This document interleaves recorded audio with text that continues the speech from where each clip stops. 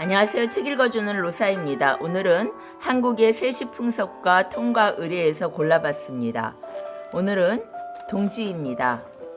동지는 음력 11월 중기인데요. 동지는 입춘을 비롯한 24절기 중 22번째에 해당합니다. 음력 11월을 동지달이라고 할 만큼 널리 일반화된 세시풍속이죠.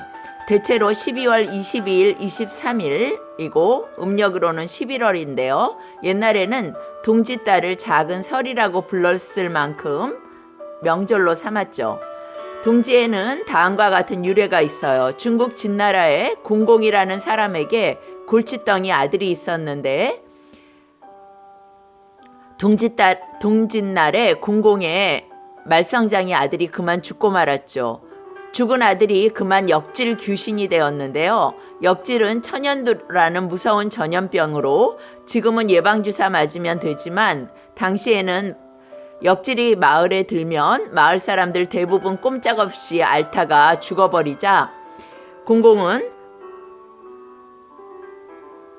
아무리 아들이지만 그냥 둘 수가 없었죠. 공공은 아들이 팥을 무서워했다는 기억을 떠올리고 팥죽을 써서 대문간과 마당 구석구석에 뿌렸어요. 역질 귀신을 물리치기 위해서 동짓날이 되면 팥죽을 쏘았어요. 팥은 유난히 붉은색을 지닌 것이죠. 그래서 귀신이 붉은 것을 싫어하기 때문에 그런 색이 있을 때 달아나거나 나타나지 않는다고 옛사람들은 생각했던 거죠. 그래서 동지가 음력 11월 10일 이전에 들면 애동지라고 해서 팥죽을 쏘아 먹으면 아이들에게 나쁘다고 팥죽을 쏘아 먹이지 않았습니다. 이런 풍습은 오늘날까지 잘 지켜져 오고 있죠. 팥은 곡식들 중에서 유난히 붉은색을 지니고 있고 옛날 사람들은 귀신은 밝은 것, 즉 붉은 것을 싫어하기 때문에 그런 색이 있을 때 달아나거나 나타나지 않는다고 생각했던 거죠. 남자 아기를 낳은 집에 붉은 고추를 새끼줄에 꿰어놓는 것도 그렇고 또 귀신들이 소년을 좋아한다고 해서 소녀들은 봉숭아 꽃잎을 찧어 손톱에 빨갛게 물들이게 했던 것도 그런 것입니다. 요즘은 남자아이들이 백일이나 돌에 수수팥떡을 하는데요. 역시 마찬가지입니다. 마찬가지 의미를 담고 있습니다. 동짓날 팥죽을 먹지 않으면 귀신을 막지 못할 뿐 아니라 쉽게 늙고 잔병이 많이 생겨서 1년 내내 몸이 불편하다고 생각했었던 것이죠. 이런 풍습은 오늘날까지도 잘 지켜져 내려오고 있죠. 그래서 팥죽을 한 그릇 다 먹고 다음 해의 건강을 빌었습니다. 동지는 대설 15일 후 소환 전까지의 절기로 양력 12월 22일경이 절기의 시작일입니다.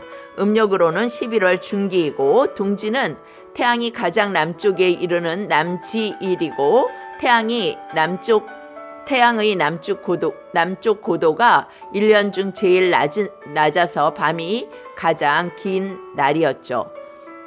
궁중에서는 이 날을 원단과 함께 으뜸되는 축일로 여겨 군신과 왕세자가 모여 회례연을 베풀었고 해마다 중국에 예물을 갖추어 동지사를 파견했습니다.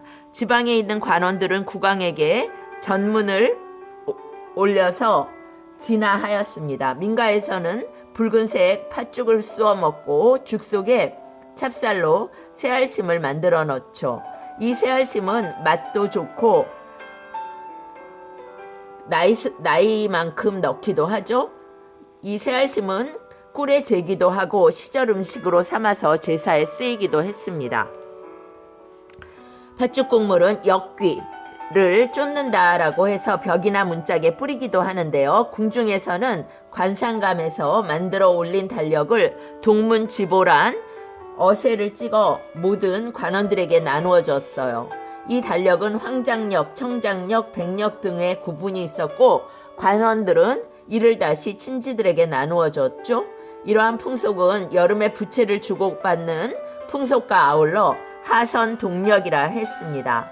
또한 내의원에서는 전약이라고 해서 쇠가죽을 진하게 고아 관계, 생강, 정향, 후추, 꿀들을 섞어 기름에 엉기게 하여 굳힌 후 임금에게 진상하여 별미로 들게 했습니다. 이 밖에 고려 조선 초기 동짓날에는 어려운 백성들이 모든 빚을 청산하고 새로운 기분으로 하루를 즐기는 풍습이 있었습니다. 오늘은 동지, 한국의 세시풍속과 통가의례 읽어드렸습니다. 책 읽는 로사였습니다.